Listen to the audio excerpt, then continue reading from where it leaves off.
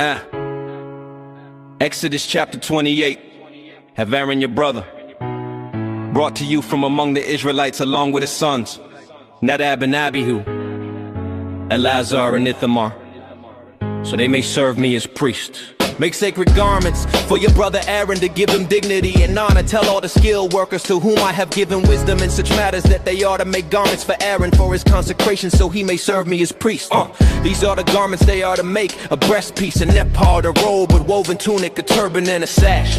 They ought to make sacred garments for Aaron, your brother, and his sons, so they may serve me as priests. Use gold and blue, purple, and scarlet yarn and fine linen. Make the ephod of gold and the blue, purple, and scarlet yarn and a finely twisted linen, the work of skilled hands. It is to have 2 shoulder pieces attached to its 2 corners, so it can be fastened. A skillfully woven waistband is to be like it, of 1 piece with the ephod and made with gold and blue, purple, and scarlet yarn and finely twisted linen. Take 2 onyx stones and engrave on them the names of the sons of Israel. 6 names on 1 stone and the remaining 6 on the other in the order of their birth. Engrave the names of the sons of Israel on the 2 stones, the way a gem cutter engraves a seal. Then mount the stones in gold filigree settings and fasten them on the shoulder pieces of the ephod as memorial stones for the sons of Israel. Aaron is to bear their names on his shoulders as a memorial before the Lord. Make gold filigree settings and 2 braided chains of pure gold like cords, and attach the chains to the settings. Make a breastpiece for making decisions, the work of skilled hands. Make it like the ephod of gold and the blue, purple, and scarlet yarn and the finely twisted linen. It is to be square, a span long and a span wide, a folded double. Then mount 4 rows of precious stones on it. In the first row, there is a ruby, a topaz, and an emerald.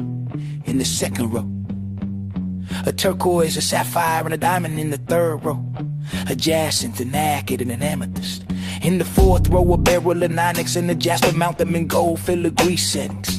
There ought to be 12 stones, 1 for each of the names of the sons of Israel. Each stone is to be engraved like a seal with the name of 1 of the 12 tribes. Make braided chains of pure gold for the breastpiece, like cords. Make 2 gold rings for it and fasten them to the 2 corners of the breastpiece. Fasten the 2 gold chains to the rings at the corners of the breastpiece.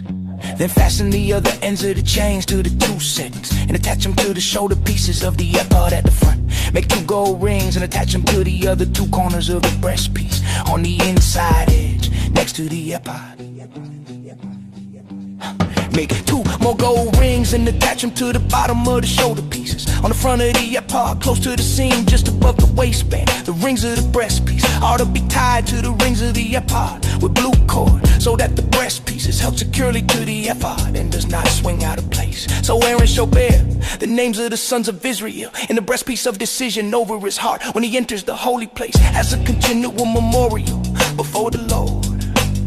Put the Urim and Thummim in the breastpiece of decision, so they may be over Aaron's heart whenever he enters the presence of the Lord. Thus Aaron will always bear the means of making decisions for the Israelites over his heart before the Lord. Make the robe of the ephod entirely of blue cloth with an opening for the head in its center. There is to be a woven edge around the opening like the opening of a collar, so that it does not tear. Make pomegranates of blue, purple, and scarlet yarn around the hem of the robe with gold bells between them. The gold bells and the pomegranates are to alternate around the hem. Aaron must wear it when he ministers. The sound of the bells will be heard when he enters the holy place before the Lord, and when he comes out, so that he will not die.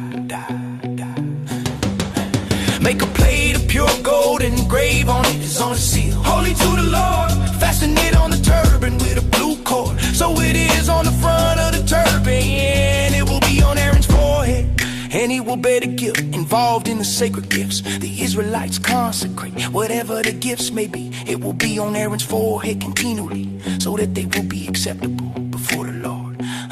Weave the tunic of fine linen and make a turban of fine linen. The sash is to be the work of an embroiderer. Make tunic sashes and caps for Aaron's sons to give them dignity and honor. After you put these garments on your brother Aaron and his sons, anoint them, ordain them, and consecrate them, so they may serve me as priests. Make linen undergarments to cover their bodies from the waist to the thigh. Aaron and his sons are to wear them whenever they enter the tent of meeting or approach the altar to minister in the holy place, so that they will not incur guilt and die. This is to be a lasting ordinance for Aaron his descendants.